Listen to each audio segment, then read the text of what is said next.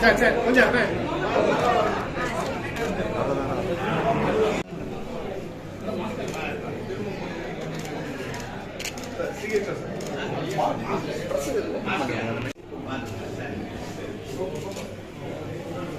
உருவாக்கும் வகையில் தமிழ்நாடு அரசு பல்வேறு நடவடிக்கைகள் மேற்கொள்ளப்பட்டு வருகிறது.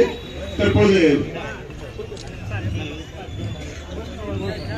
அதைத் தொடர்ந்து காசநோய் பற்றிய விழிப்புணர்வை ஏற்படுத்தும் வகையில் விழிப்புணர்வு உறுதிமொழி மாண்பு காசநோயை முழுமையாக நீக்கிடவும் பொதுமக்களிடையே காசநோய் குறித்து விழிப்புணர்வை ஏற்படுத்திடவும் முழு மூச்சுடன் பாடுபடுவேன் என்று நான் உறுதியளிக்கிறேன்.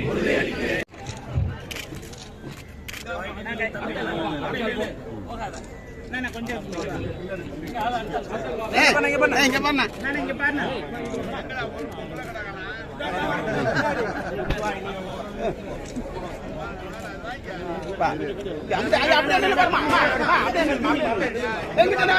தள்ளிக்கிறேன் கலெக்டர் சார் மறைக்காத இங்க பாருங்க இங்க பாருங்க அண்ணா இங்க பாருங்க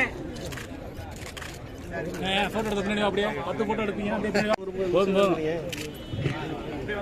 வாங்க வாங்க வாங்க வாங்க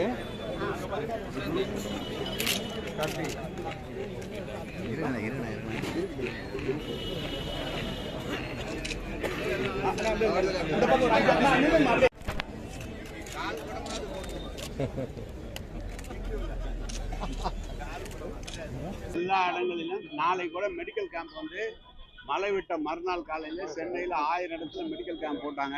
800 இடம் வந்து ஹெல்த் டிபார்ட்மெண்ட், 200 இடம் மாநகராட்சி போட்டது. அது மாதிரி எங்கெங்க தேவை இருக்கோ மாநகராட்சியில் கேம்ப் போட்டு அவங்களுக்கு எல்லா சிகிச்சையும் கொடுக்க சொல்லி முதலமைச்சர் உத்தரவு கொடுத்துருக்காரு. அந்த வகையில் எல்லா இடத்துலையும் இப்போ வெள்ளம் எங்கே வந்ததோ அந்த இடத்துல பூரா மெடிக்கல் கேம்ப்பு அங்கே நகராட்சி இருந்தால் நகராட்சி மூலமாக இல்லைன்னா ஹெல்த் டிபார்ட்மெண்ட் மூலமாக செய்ய சொல்லி முதல்வர் உத்தரவு தந்திருக்காரு. அந்த வகையில் தான் இன்னைக்கு கூட இது தமிழ்நாடு முழுவதும் பண்ணுறாங்க காசநோய்க்காக. வேற